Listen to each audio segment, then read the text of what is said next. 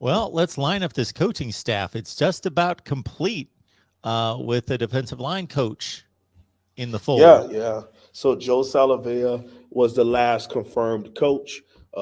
Last time we spoke, we had just got the strength and conditioning coach, and then like literally the next day, Joe Salave'a was confirmed. And I'm like, we missed it, to do that with Mark. So now we have our two front, the most important. So we're going to have Coach Cristobal and Alex Mirabal coaching on the offensive line. Joe Salave'a is going to be coaching defensive line at Miami. So very well connected in the Polynesian culture, which is what we want to be brought down here to Miami. I mean, some of the best recent players you think of, especially offensive line, defensive line, linebacker, have been of Polynesian descent, whether it be from America, Samoa, whether it be from any of those various islands, Hawaii. Um, that's what Polynesian means, islander, Pacific Islander. And that's who Joe Salave'a is. He's a Polynesian Hall of Famer um, and played his ball at the University of Arizona. He's coached in multiple places. So we're excited to have him attached to the University of Miami. Multiple coaches over that time, whether it was Charlie Partridge from Pittsburgh, a couple other coaches who were thought of to be in position for this job. But Coach Cristobal talked at nauseum about what he wanted to bring to the table as far as that tenacious aggression and putting in the work, and that's what he wants to put in. And a guy like Coach Salavea is going to do that. Now, there's a whole bunch of question marks in Miami. Um, hasn't answered a lot, so a lot of our fans are up in arms, man. They really are. They want to have answers to this. Right now, the only answers we have is Coach McClendon, who's wide receiver coach and passing game coordinator, offensive line, and defensive line. Okay. At running back, we don't have any answers at the running back position. Quarterback, offensive coordinator, there's no answer there. Tight end, there's no answer there. Linebacker, there's no answer. Defensive back, um, there's speculation as far as what's going to happen there, but there's no confirmation behind that either. And I understand both sides of it. For those of us who cover the game, we want to have some answers, okay, so that we can be able to do some research and know what we're getting into. These young men and their families, also, this fan base would like to have some answers. But we've come from a time where it's like, hey, oh, you're right. Thank you, Fresh 35. Smith, running backs coach from Ole Oh, Miss. Kevin Smith. Kevin Yeah. Smith took the running backs job. Thank you, 3542. I apologize for that. I'm supposed to be on that.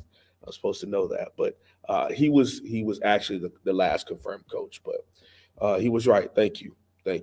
Now James Coley at tight end has not been confirmed at all, so let's not do that. But again, tight ends and some other positions haven't been confirmed yet.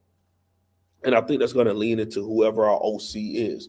Just like defensive coordinator wise, I would think if we go get a guy like a Jimmy Lake, which we wouldn't do because they had their beef this past year um, with Washington and Oregon, we wouldn't go get a Jimmy Lake. But if we were, then he would be the DB coach, and then you would have to go out there and find a linebackers coach. Well, if we go in another direction, let's say Will Meschamp, then he would be linebackers coach, and then we would just have T. Rob coach DBs and things of that nature. So we're gonna have a couple of those answered hopefully soon. Miami has a really big recruiting weekend coming up this weekend, so I'm expecting us to have a lot more of these answers now. But again, that's just speculation. That's us getting a little frustrated and wanting us to have some answers. And it's just a different way of running the program. The way things were under Coach Mark Riggs, it was a whole bunch of answers to stuff pretty soon. He had his staff in place in about 3 weeks. You look at Coach Diaz, everything was open. Everyone had insiders. Everyone had information. So it was, that's what this fan base is used to for the better part of this decade. And now we have a coach where it's like, nah, sit back. You know when you're supposed to know, and be a fan. Just root hard for the team and donate. And for those of us that cover it, it's like, hey, stay positive. When the answers come out, the answers come out. And it's kind of been a hard pill to swallow, man. I tell you that, because we want to know. We want to know who's going to be with us. Nashville Kane wants me to run the offense, wants me to take over. I don't got think it. anybody else wants that.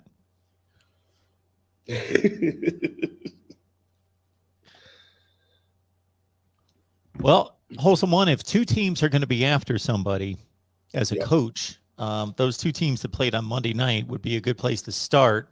So if you're an assistant coach and you got two teams after you, then it's not too bad. It speaks volumes when it's Alabama and Georgia.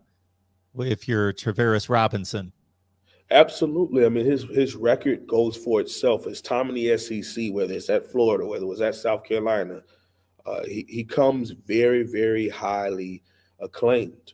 Okay, and to be honest with you, one of the other things about Georgia is it's well known that Will Muschamp's going to get the promotion up from being, defensive analyst and special teams up to defensive coordinator.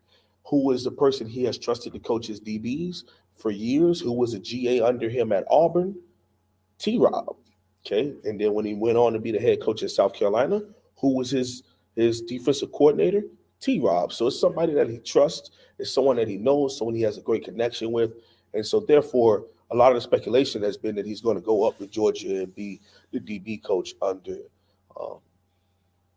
coach and Coach Muschamp. Now, what we're hoping is that Miami is able to find a way to keep Coach T-Rob. He's one of the best, if not the best, defensive backs coaches in the country. He's not someone you want to lose, not just because of recruiting, but you talk about the way psychologically his connection to South Florida and his connection to the young men that are playing defensive back right now at Miami is very high. And they want to have came. I mean, you think about Traquan Fagans, a guy who signed with Bama, was coming here to be coached by T-Rob. Okay, for the first time, the University of Miami was in we were in a great place with DBs for the first time, and not just recruiting them, not just having them considered, not just having them come on visits. They were committed in coming to Miami until we put that trash out there on the field that we did before. So, things of that nature has happened. So we're hoping that we're able to hold on to Coach T-Rob, whether it be a little bit of a promotion, hey, throw him another $500,000 if you have to keep him around. He's a very high commodity, and not just, like I said, not just for the recruiting aspect. He knows what he's talking about. And there were some DBs that still didn't play to par, but those freshmen who stepped out there, the only coach they've had at the collegiate level was T-Rob, you saw a complete difference in the habits and in the way that they play defensive back under Coach T-Rob. So we want to keep them as best as we can, and we're hoping that it works out for us.